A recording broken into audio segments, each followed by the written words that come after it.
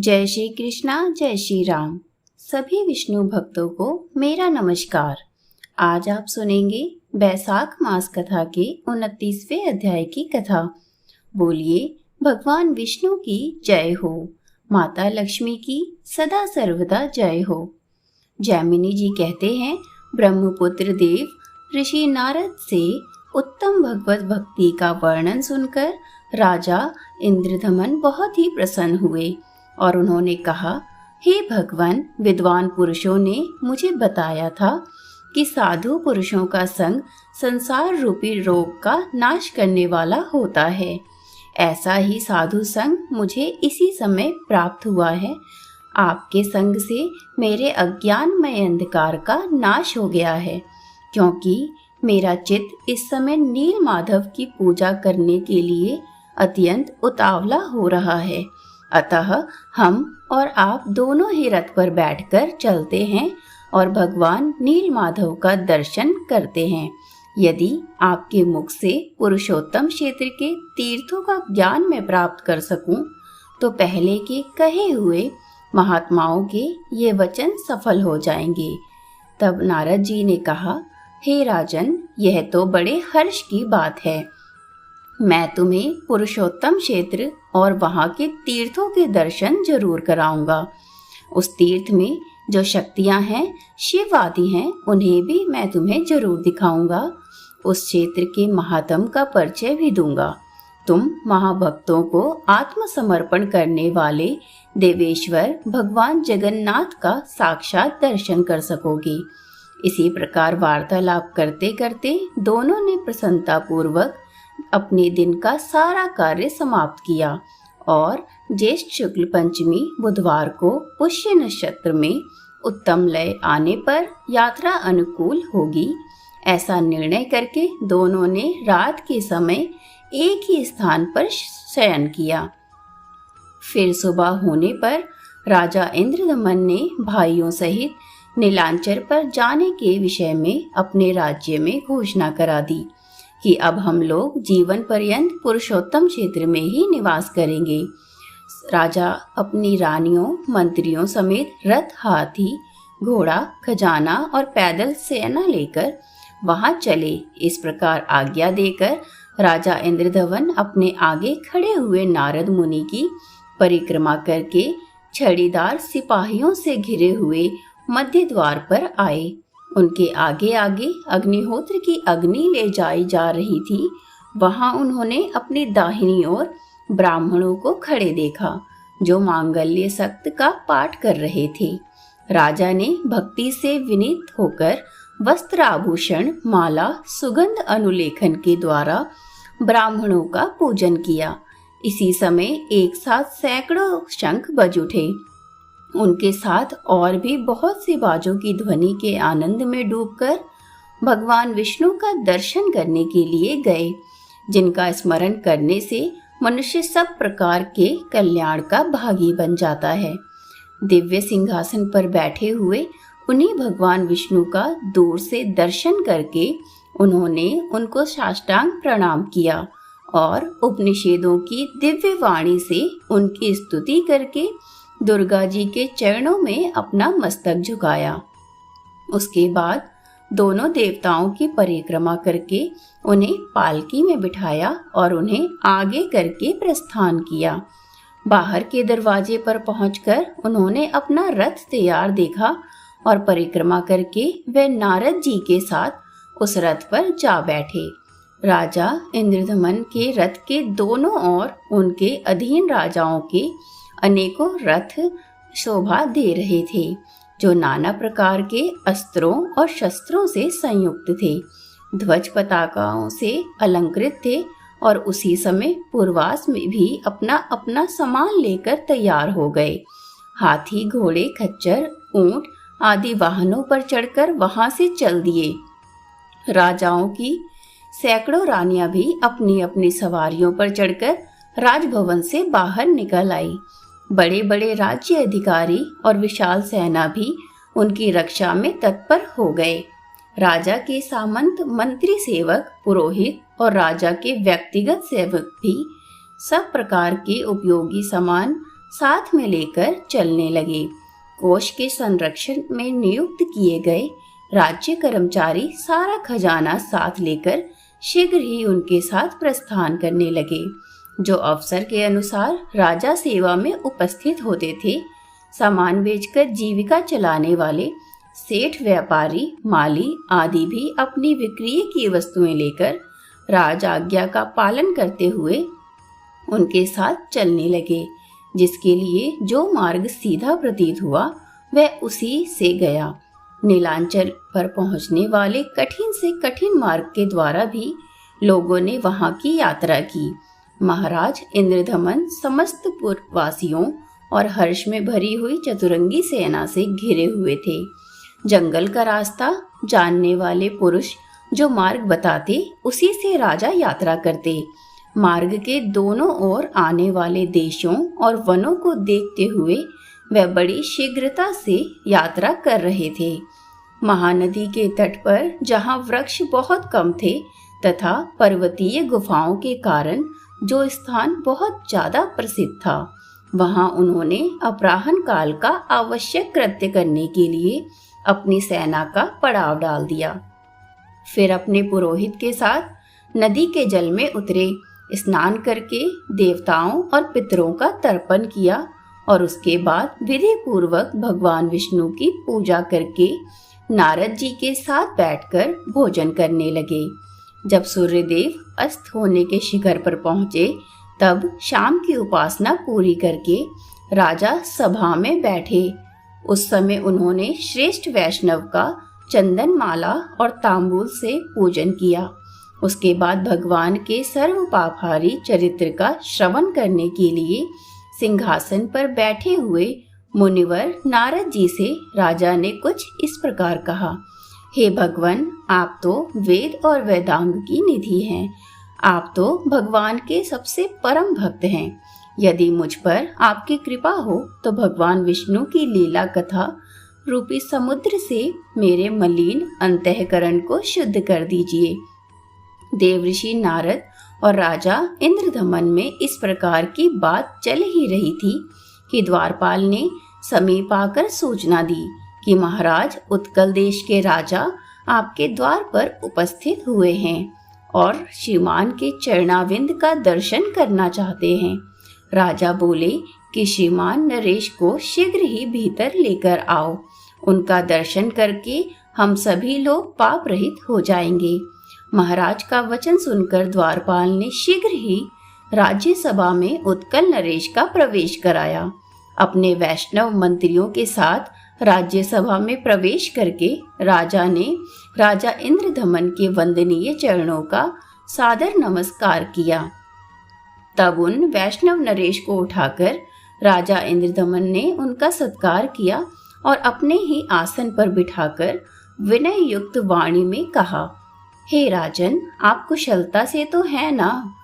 हे ओपते, नीलाचल शिखर निवासी भगवान माधव तो वहां पर विजय पूर्वक विराज रहे हैं।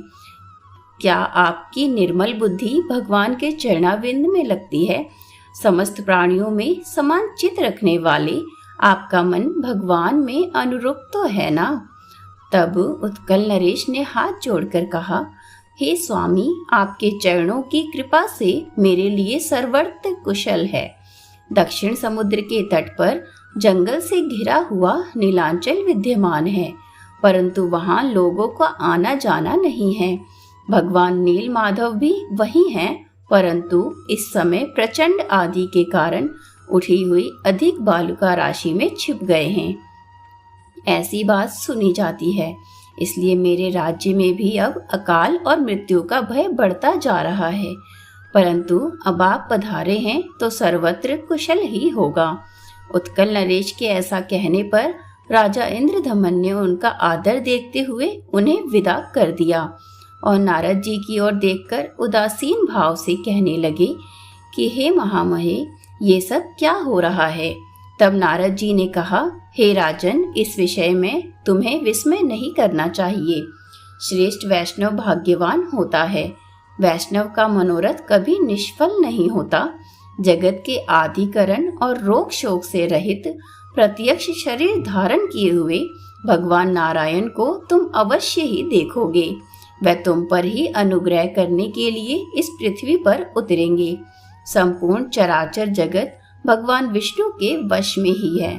सनातन परमात्मा विष्णु किसी के भी वश में नहीं है। वह भगवान भक्त वत्सल हैं, आदि केवल भक्ति के वश में रहते हैं। भगवान विष्णु की भक्ति ही धर्म, अर्थ, काम और मोक्ष रूपी चारों पुरुषार्थ की जड़ है। वह भक्ति ही भगवान को वश में करने का उपाय है। एक ही भगवान विष्णु अपनी माया से अनेक रूपों में प्रकट हो जाते हैं, इसलिए उन परमात्मा के सिवा और कोई भी सुख का कारण नहीं है। हे राजन, तुम ब्रह्मा जी की संतान परंपरा में 5वें पुरुष हो, साथ ही श्रेष्ठ वैष्णव हो। तुमने 18 विद्याओं में पूर्ण विद्या प्राप्त की है। तुम सदैव सदाचार में स्थित रहते हो। तुमने इस पृथ्वी का न्याय पूर्वक पालन किया है। तुम ब्राह्मणों के पूजक हो, अतः पुरुषोत्तम क्षेत्र में इन चर्म चक्षु से भगवान पुरुषोत्तम का दर्शन तुम अवश्य ही करोगे। तुम्हारे इस कार्य में स्वयं ब्रह्मा जी ने मुझे नियुक्त किया है। पुरुषोत्तम क्षेत्र में चलने पर वह सब बात मैं तुम्हें अवश्य ही बताऊंगा। इस समय रात का 3रा पहर चल रहा है। इन सब राजाओं को अपने अपने डेरे में जाने की आज्ञा दो और अब तुम भी थोड़ा विश्राम करो।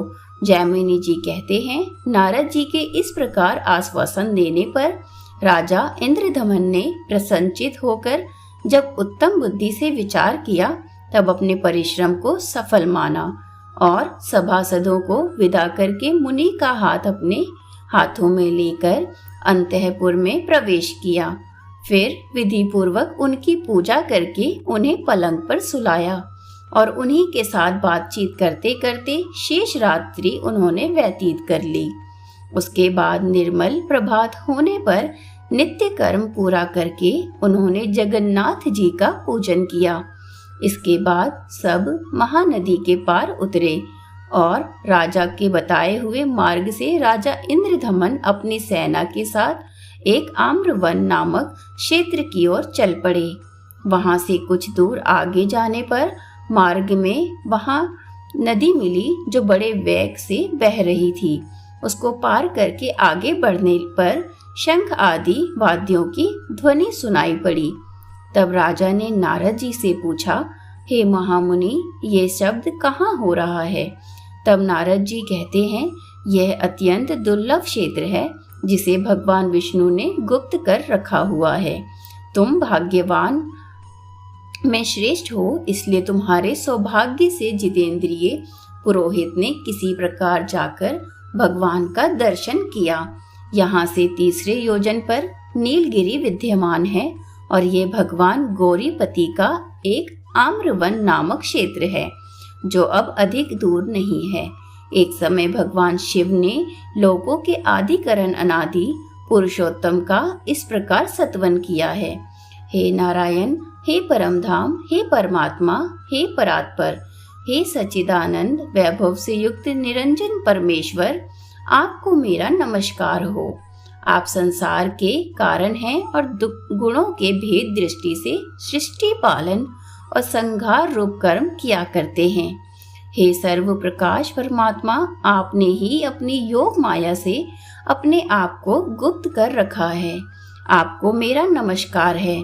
आप ना तो भीतर हैं और ना ही बाहर हैं, साथ ही बाहर भी हैं और भीतर भी हैं। दूर होते हुए भी अत्यंत निकट हैं, भारी हल्के स्थिर अत्यंत सूक्ष्म और अतिशय स्थूल भी आप ही हो। आपको मेरा नमस्कार। जिनके कटाक्ष विलास से कोटि कोटि ब्रह्मा और अनगिनत रुद्र उत्पन्न हो जाते हैं, उन कलात्मक जिनके एक रोम रोम में अनेकानेक ब्रह्मांड का समुदाय भरा हुआ है और जिनका शरीर माप जोग के बाहर है, उन विश्वस्वरूप भगवान को मेरा नमस्कार है। जिनके सर्वर रूप भूतकाल के परिमाण से ब्रह्मा की सृष्टि और प्रलय होते हैं, मनवंतर आदि की संघटना करने वाले उन भगवान को मेरा नमस्कार है। त्रिपुरासुर का दाह करने वाले भगवान शंकर ने जब प्रभु की इस प्रकार स्तुति की, तब शंख चक्र और गदा धारण करने वाले, वनमाला से विभूषित, हार कुंडल मुकुट आदि से सुशोभित कृपा निदान भगवान वरुण वाहन विष्णु ने भगवान शिव से कहा, दक्षिण समुद्र के किनारे नीलांचल से विभूषित जो 10 योजन विस्तृत क्षेत्र चित्रोदा नदी से लेकर समुद्र तक फैला हुआ है, उसके उत्तर में एक आम्रवन नामक सुंदर वन है। वहीं पार्वती जी के साथ आप निवास करें। यहाँ सब लोगों की सृष्टि करने वाले ब्रह्मा जी मेरे आदेश से आपको कोटिलिंगों के अधीश्वर पद पर अभिषेक करेंगे। भगवान विष्णु के ऐसा कहने पर भगवान शिव ने कहा, हे देवों के देव, हे जगन्नाथ, हे शरणागत, हे प्रभु जगपते, आप पुरुषोत्तम क्षेत्र में जाने के लिए जो आज्ञा दे रहे हैं, उसे शिरोधार्य करके मैं उस मोक्षदय कल्याणमय तीर्थ में अवश्य ही जाऊंगा। और ऐसा कहकर भगवान शंकर उस क्षेत्र में पधारे। साक्षात ब्रह्मा जी ने वहां भगवान शंकर की स्थापना की। हे राजन, अब हम सभी लोग वहां चलेंगे और त्रिपुर विनाशक शिव जी का दर्शन करेंगे। ये जो शिव जी का क्षेत्र है, इसे तमोगुण का नाशक बताया गया है, जो रजोगुण को भी दो डालने वाला क्षेत्र है। वह विरज मंडल के नाम से प्रसिद्ध है। सत्व उनकी अधिकता के कारण पुरुषोत्तम क्षेत्र मुक्तिदायक बताया गया है। हे महाराज, जिनका चित्त पाप कर्म से मलिन हो गया है, उनका विश्वास इस क्षेत्र पर नहीं होता है। नारद जी की बातें सुनकर राजा का चित्त प्रसन्नचित हो गया और वो कहने लगे कि हे ब्राह्मण, आपने मुझे परम पावन क्षेत्र का परिचय दिया, जहाँ पर साक्षात भगवान उमापति विराजमान हैं। वहां पर हम अवश्य चलेंगे। इस निश्चय के अनुसार देवऋषि नारद जी और राजा इंद्रदमन दोपहर के समय सेना के साथ आम्रवन नामक क्षेत्र पर पहुंच गए। वहां बिंदु तीर्थ में स्नान करके उसके तट पर विद्यमान भगवान पुरुषोत्तम का उन्होंने विधि पूर्वक पूजन किया। इसके बाद वे कोटेश्वर महालय को गए और वहां के जल से भली भांति आचमन करके सात्विक धर्म में स्थित राजा ने त्रिभुवनेश्वर नामक लिंग का महास्नान की विधि से पूजन किया। फिर अनन्य चित्त से भगवान शंकर का ध्यान करते हुए वे वहीं पर खड़े रहे। तब परमेश्वर भगवान शंकर ने प्रसन्न होकर स्पष्ट वाणी में कहा, हे राजा इंद्रदमन, थोड़े ही समय में तुम्हारा मनोरथ अवश्य ही पूर्ण होगा। इसके बाद उन्होंने नारद जी से कहा, हे महाभाग्य, आपकी जो आज्ञा है वही हो। उसे इस राजा के द्वारा अश्वमेध यज्ञ कराते हुए पूर्ण करो। पुरुषोत्तम क्षेत्र साक्षात भगवान विष्णु का स्वरूप है। उसमें भी परम पुण्यम अंतवेदी भगवान विष्णु के हृदय के समान मानी गई है, जिसकी रक्षा के लिए श्री विष्णु ने 8 स्वरूपों में मुझे स्थापित किया है। शंका का पुरुषोत्तम क्षेत्र के अग्रभाग में दुर्गा देवी के साथ में नीलकंठ नाम से निवास करता हूँ। वहीं इस राजा को ले चलो। इस समय नीलमणि में विग्रह वाले भगवान श्री हरि अंतर्ध्यान हो गए। वहां मेरी आज्ञा से भगवान श्री नरसिंह देव का क्षेत्र बनाओ। उस क्षेत्र में हमारे समीप नर्प श्रेष्ठ इंद्रदमन 1000 अश्वमेध यज्ञ करें। यज्ञ समाप्त होने पर इन्हें वह अद्भुत ब्रह्म स्वरूप वृक्ष दिखाओ।